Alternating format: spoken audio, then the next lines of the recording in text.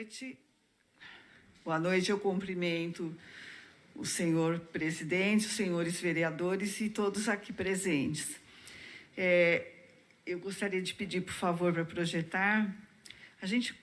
Nós vamos falar de proteção à vida, eu gostaria de fazer uma reflexão sobre a questão de reprodução humana, né? As questões bioéticas sobre reprodução humana.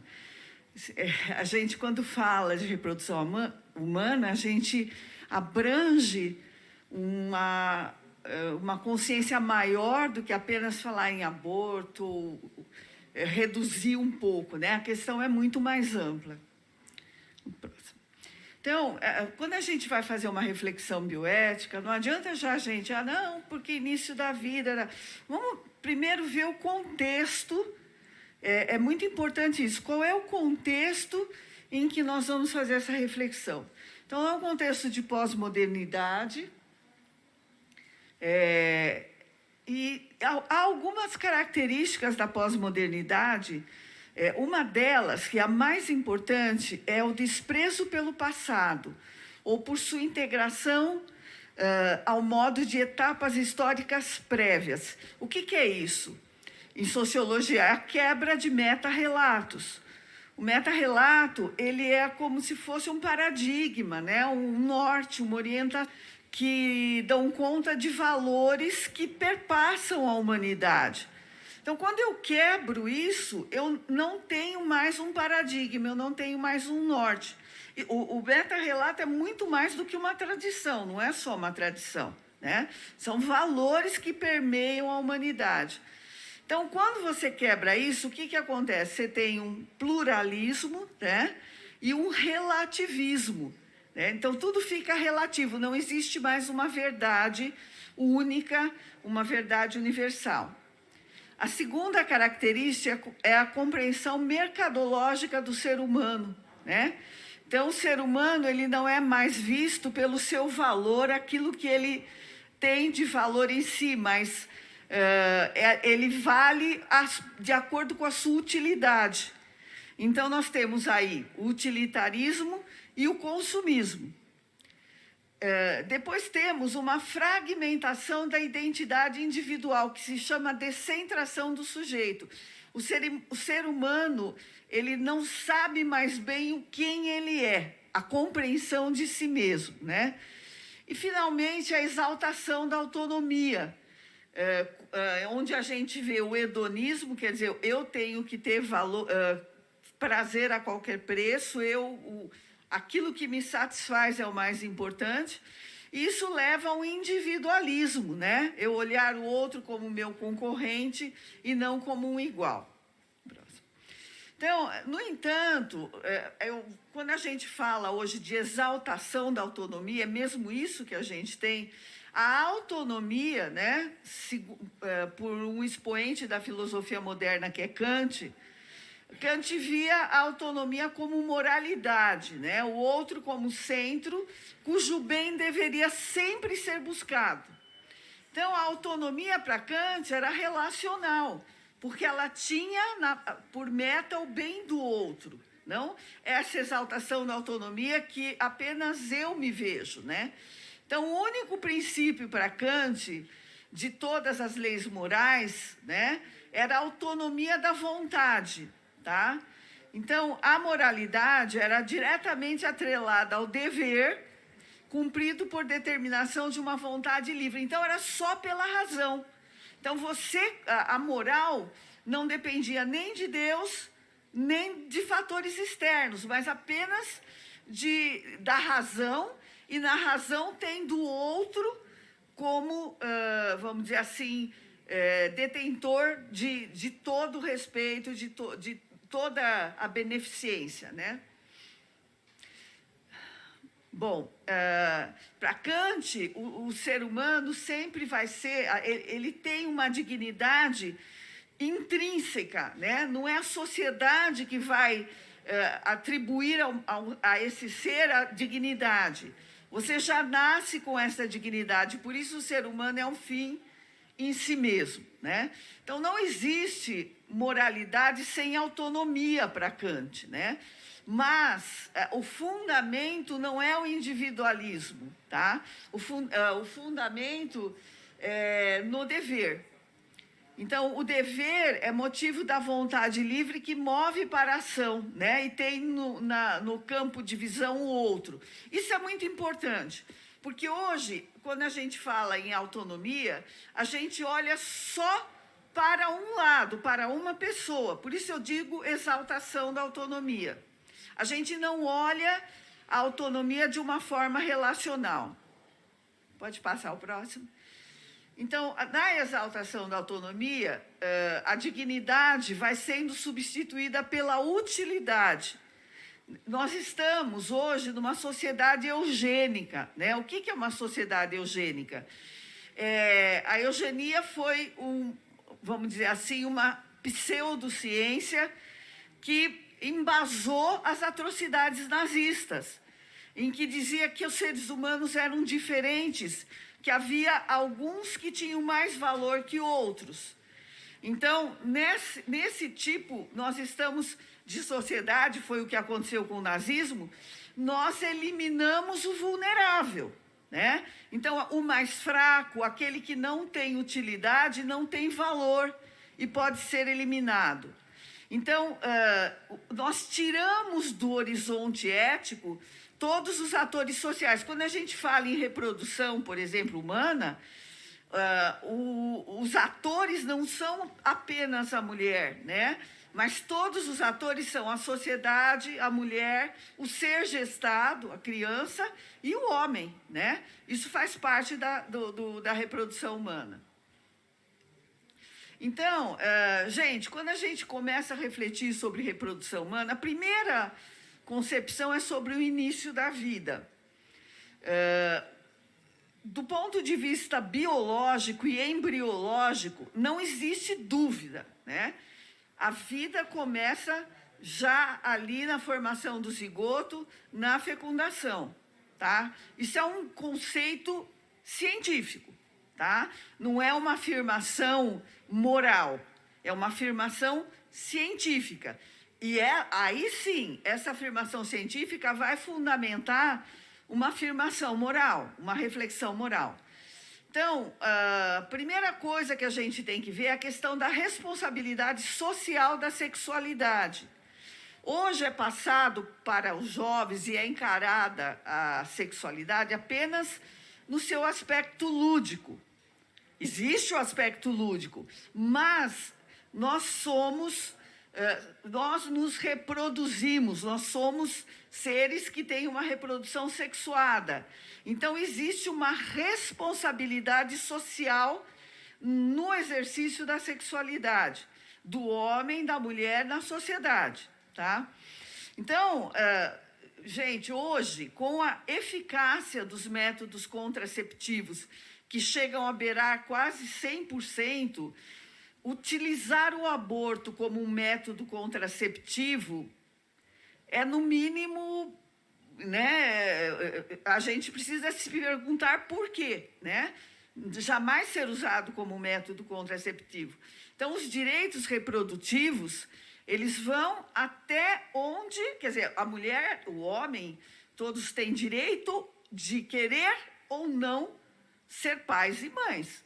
Mas a partir do momento que uma nova vida foi gerada, essa nova vida tem que entrar na reflexão ética, né? Nós não podemos simplesmente refletir e deixar de lado. Então, direito reprodutivo, sim, até o momento em que eu gero uma outra vida que também faz parte da reflexão bioética, tá? Então, olha, foi falado aqui sobre o problema do SUS, muito bem colocado, né? A denúncia sobre a questão do SUS. Olha, gente, se já há um problema de saúde pública no SUS, então se a gente colocar mais vamos dizer, a gente fala, é um problema de saúde pública o aborto. Então vamos colocar no SUS, aí nós vamos realmente ter um problema de saúde pública, né? Porque além de não poder atender aqueles que necessitam porque estão doentes, então nós vamos colocar mais uma modalidade. Pode passar o próximo, por favor? Pode passar?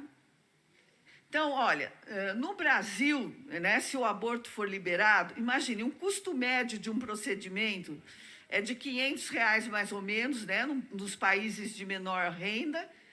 E se a gente tiver realmente 1 milhão de abortos clandestinos por ano, então o custo vai ser de o quê? 441 milhões em um ano. Portanto, gasto quase 5 a 18 vezes superior ao programa Rede Cegonha. O programa Rede Cegonha é 28 milhões. Então, a gente precisa, de vez em quando, parar para olhar os argumentos, se eles realmente são argumentos que são verídicos, né? Isso é só olhar, todo mundo aqui, é fácil ver, né? Só fazer a conta. Próximo. Então, a outra alegação é a questão da pobreza, né? A pobreza, gente, é uma questão estrutural grave e que precisa de enfrentamento com políticas públicas sérias. Mas o que a gente propõe, o que se propõe é uma eugenia social. Porque se você diz que a mulher pobre pode abortar a sua criança porque ela é pobre, eu estou olhando para aquela criança no ventre da mulher e dizendo: no mundo não há lugar para você porque você é pobre. É uma eugenia social. Então, a gente resolve o problema da pobreza, claro, olhando em distribuição de renda justa, as questões sanitárias, mas tudo isso custa dinheiro, né? Para o pobre é sempre a morte. É o jeito mais fácil e mais imediato de resolver o problema. Então, gente, na saúde pública, vamos dar uma olhadinha. Se diz, né, algumas ONGs internacionais calcularam no Brasil de 1 milhão a 1 milhão e 500 abortos por ano. Então, vamos ver se isso se concretiza, né? Em 2010, foi realizada uma pesquisa nacional de aborto na UNB, pela ONG Anis, que é da doutora Débora Diniz, que é pró-aborto, todo mundo sabe. E essa ONG chegou à conclusão que uma a cada duas mulheres que abortam precisam de internação, né? E 20 a 25% das internações hospitalares nessa parte de puerpério, gravidez, são por aborto provocado. Então, se eu tiver 100 mulheres que internaram por complicação de aborto, 25% são provocados e 75% são abortos espontâneos. Então, veja bem, nós tivemos, agora, os dados que eu vou passar aqui são do DataSUS, tá? Vocês podem buscar. Em torno de 210 mil internações hospitalares para curetagem, tá? Diagnóstica por aborto espontâneo. Então, se foram 210 mil, 25%, isso foram tem dados mais recentes do DataSUS, são os penúltimos dados. 25% provocados são 50 mil. Mas se nós sabemos que se internaram 50 mil, né? A gente sabe que tem o dobro, porque foi o que a Anis, né, da doutora Débora Diniz, chegou à conclusão. Olha, se internou 50 mil, tem o dobro disso de aborto. Então, o número de abortos não é 1 milhão, mas 100 mil. Tá? Isso de acordo com os dados do DataSUS. Pode ir mais um... isso. Aqui... Olha, gente, são dados, tá? De todas as causas, óbitos de todas as causas. Tá ruim para mim enxergar, tá meio pequeno. Então, se a gente pegar o total, né, de óbitos, são 572 mil e eu acho que eu vou precisar do meu óculos, João. Está na minha bolsa, eu vou precisar do meu óculos, eu não estou conseguindo enxergar os dados. Então, nós temos ali em parto, puerpério e gravidez, 1.814 mortes, tá? Isso dados do DataSUS em 2016. Pode passar? Isso, pode passar. No caso aqui, olha, no CID-10, né? Óbitos de... Obrigada. Muito obrigada. Então, óbitos, né? Olha, gente, 21 anos, tá? Óbitos total de mulheres, né? Por todas as doenças, todas as causas, acidente e tal, foram 9 milhões, tá? Dessas ligadas à gravidez, parte puerpério, então ali...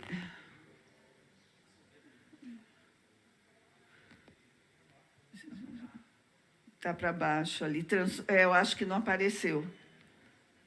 Aqui, ó. Gravidez, parte puerpério, só que ele ficou na frente, sobe um pouquinho. São 36 mil mortes, gente, em 21 anos. Onde está 1 milhão de mortes, né? Pode passar. Desce um pouquinho, novamente, ó. Óbito de mulheres em idade fértil, CID-10, 2016. Gravidez, parte puerpério, ó. No total, 67 mil. Gravidez, parte puerpério, 1.809. Pode passar? Pode passar. E aqui, óbitos de mulheres em idade fértil, gente, em 2016, 1.809, tá? Pode subir um pouquinho, por favor. Aqui, olha, gravidez que termina em aborto, tá? De todas essas mortes, e que termina em aborto provocado ou não, tá? Em 2016, foram 127 mortes. Pode passar os outros? Eu acho que já deu todas as causas, tá? Já deu para a gente ter uma ideia. E veja bem, que seja uma morte é importante, porque a morte de uma pessoa importa. Mas a gente não pode considerar isso como um problema de saúde pública do ponto de vista epidemiológico, não é, né? Então, que humanidade queremos ter para a gente concluir, né? A gente já viu as atrocidades que ocorreram no nazismo, né? E a resposta da humanidade foi a Declaração Universal dos Direitos Humanos de 48, que vai dizer o quê? A dignidade inerente a todos os membros da família humana e seus direitos iguais e inalienáveis. E afirma que todo ser humano tem direito à vida física. Pode passar? Então, uma sociedade que não protege os fracos, por mais avanços tecnológicos que possa ter, regride em termos éticos, né? Vai ocorrendo um adormecimento da consciência que vai levando a uma mudança de valores, né? Então, a alteridade, o reconhecimento da pessoa como um outro, é substituída pela dinâmica do poder, né? Então, leva a uma simetria na relação entre os seres humanos, comprometendo a identidade humana centrada no amor e na cooperação. Então, que a gente...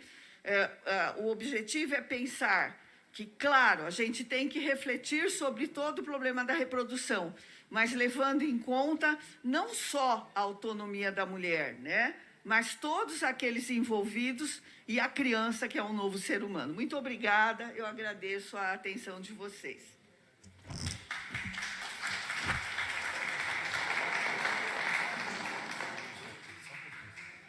Quero agradecer a doutora Márcia Emília de Oliveira Silva. Na ausência, infelizmente, do vereador André Amaral, que fez a propositura de trazer a essa casa esse debate, eu quero pedir para a TV Câmara colocar uma mensagem do vereador André Amaral para os vereadores e também para a doutora Maria Emília.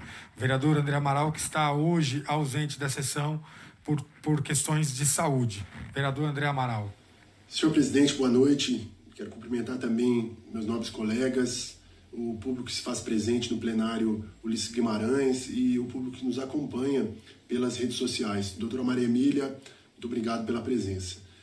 Na noite de hoje, infelizmente por motivos de saúde, mas também em respeito aos colegas, à saúde dos senhores, não me faço presente, mas estou acompanhando todos os trabalhos aqui pelas redes sociais. Eu quero agradecer muito, doutora Maria Emília, por compartilhar conosco todo o conhecimento, fruto de anos de estudo e reflexões, que tem sido também objeto de palestras, simpósios, workshops, que a senhora tem também ministrado, não só na região de Campinas, mas em todo o Brasil. E hoje, a meu convite, com a aprovação de todos os demais vereadores, foi possível também ser compartilhado um pouco deste conhecimento na sessão de hoje na Câmara de Valinhos para toda a nossa população. Nós estamos vivendo a Semana em Defesa da Vida desde o dia 1º de outubro até o dia 7 de outubro, e no dia 8 nós teremos o Dia do Nascituro, que celebra justamente a vida por nascer. Num tempo de crise de valores, num tempo em que o próprio sentido da vida é questionado diante de pandemia, diante de pessoas que querem, às vezes, tirar a sua própria vida, eu considero de grande importância, de grande relevância, a participação da senhora em nossa sessão, nos trazendo essas reflexões para que cada um de nós possa estar atento, para que em toda a política pública de nossa cidade nós tenhamos, de fato, em alta conta o valor da vida humana, que deve ser promovida e defendida em todos os seus momentos, desde a concepção até o seu declínio natural. Muitíssimo obrigado pela presença, cumprimento a todos e desejo a todos uma ótima noite. Um abraço. Agradeço.